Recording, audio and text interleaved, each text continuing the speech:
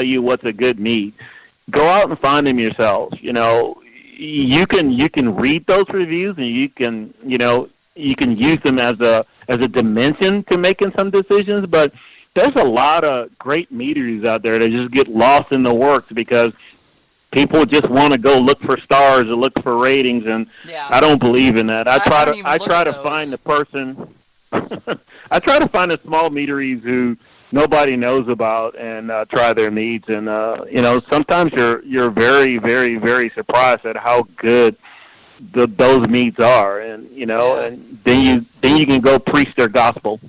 Well, and what I have seen is, and I'm sure I'm going to get bitch slapped for this later by somebody, but what I have seen is a cult of personality that builds up around certain pro meads that, it ends up being sort of like this whole Jim Jones thing. It's like, yes, we believe everything you say and everything you produce is so awesome, regardless of whether it is or not.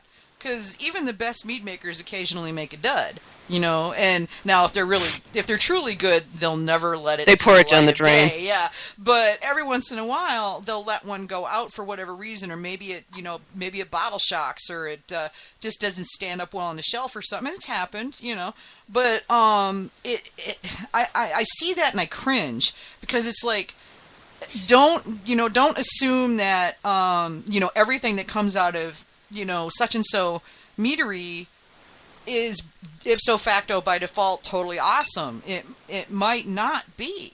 So, it's like assuming that all beers that come out of a professional brewery are good. Yeah. They're not. Like Carvin says, go out and try for yourself. Go out and taste the stuff. And, it might be that it's not poorly made, but just that you don't like it. I had, case in point, Pam Spence came by the trailer yesterday when we were in Columbus, or near Columbus, and unfortunately I wanted to go visit Brothers Drake Meadery in Columbus, but Memorial Day they were closed. So when they heard that I was planning on stopping by, and Pam's a local and a regular there, they were like, Pam, here are some samples, you're going to see Vicky, take those out there. So we did a tasting here at the rig last night, and they sent their traditional.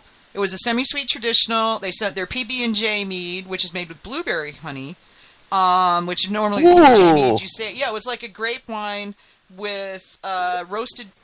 It tasted like roasted peanuts with roasted peanuts and a blueberry blossom honey. And then they did their apple pie, which, for those of you that don't know, Brothers Drake Meadery is in part owned by San Francisco Mead in San Francisco, and they make an apple pie that's pretty nice. It's pretty darn good. I like it.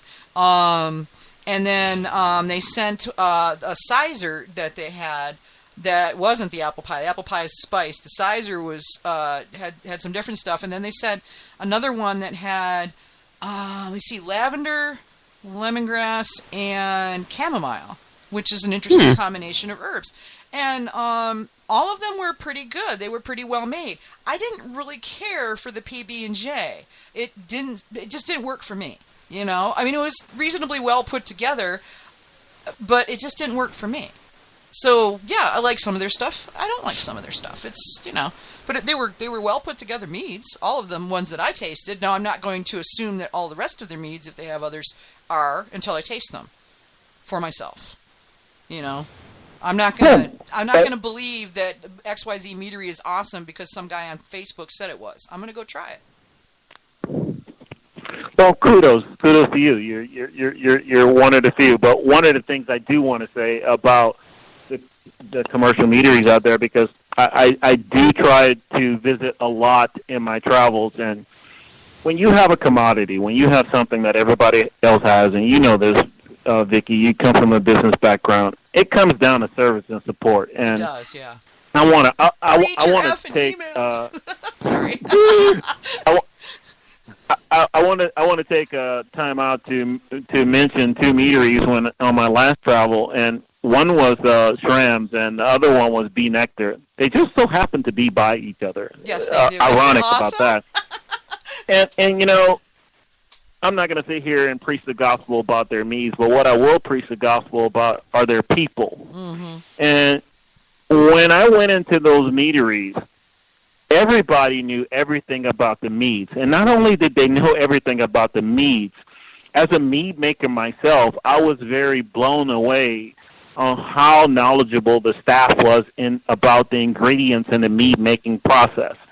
And that was really impressive, instead of just going to a meadery and here's our list and let me know when you want to order, So the whole time I'm sitting at these meaderies, these folks are sitting there talking about the meads, and they don't know that I'm a mead maker or anything else, and everything was just on point. And I was really impressed by that, So you can tell that those owners spent some quality time, educating their staff, and that was some awesome service. So kudos to those guys, and I hope as I visit more meaderies, I get that same level of service, because that was awesome. It was awesome to see that the staff knew so much about mead and the mead making process. There's actually quite a few of them that are they teach their people and let their people be part of the process, so they see what's happening and what's going on behind the scenes, and so they learn about what it is and what it's like. And I've seen that a lot in my various visits to meaderies around the country. Now, granted, a large proportion of the pro meaderies in the United States are small enough that there isn't that many people besides the owners that are actually working there. So, it's not like they're big staff. But B. Nectar is one of the largest meaderies in the country. I think him and Mike Fall trade the production level back and forth every year. But there's a lot of people there, and yeah, they're on point. I get the opportunity to go play with them all day on Friday. I'm looking forward to it. Awesome. You're going to be in for a treat. Yeah, I'm doing a collaborative. Brad and I are going to invent a mead. We don't even know what it's going to look like yet. It's we're just going to create something out of whole cloth on Friday. So I'm pretty stoked about that. This will be the first time that I've gotten to do. I mean, I've done plenty of of mead togethers with other mead makers, non-pro mead makers, but being invited to do a collab at B. Nectar, and I'm also doing one with Falcon Mead later this summer when I finally get around to New Mexico on my tour around the country. And now Frank Golbeck at Golden Coast, as he was talking to me today, got this. Okay, you know who Brother Adam is, Buckfast Abbey, right? I don't. I'm sorry. All right, so go look that up after the show's over. But that's your homework. The homework for you, Carvin. The short story is that Brother Adam, Buckfast Abbey, was a beekeeper and had this amazing mead recipe. And the recipe is not generally known. Well, turns out there's an abbey in San Diego, and one of the brothers there knew Brother Adam and has the recipe. And so we're talking about actually making that mead when I get down there. And I'm like, oh, that would be so awesome! Wow. Yeah, so it's pretty cool. So I didn't realize it was that mead you were making. Oh, yeah. My. Well, that's the one at Golden Coast. The one, I don't know what I'm doing yet at Falcon. We're going to make it up when we get there. We're going to do like Anthony Bourdain does mead. So it'll be like me walking around with the camera and going, oh, look at these lovely pomegranates, or whatever it is that we find at the farmer's market. and then Brad and I are going to probably hair off to the local farmer's market and see what we can turn up. So it's fun. But yeah, I mean, sorry, I went kind of far afield, but if they know their stuff, then they can let people experience it more deeply, and that lets them understand better just what goes into making a really fabulous mead. Well, that's one of the things we want to talk about, and hopefully we're going to get some questions. And well, we do have I can answer some questions so far, and I think we'll get more. Those of you listening in, come on to the live chat and ask your questions. And the live chat is on Skype, and it is. I will put it on. I don't know where the hell I'm going to put it. Hang on, I'll just read it out to you as soon as I paste it here because I can't see it on Skype. It is join.skype.com/ oh, this is going to be fun.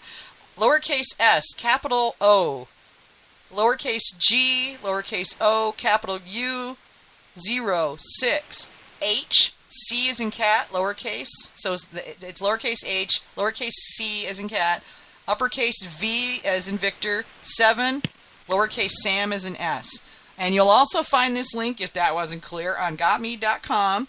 and just click on the show page for this episode, and you'll see the link for the live Skype chat, and you can come ask and call, 803-443-MEAD. No guarantees if Skype will let me actually do anything with that, but we can try it.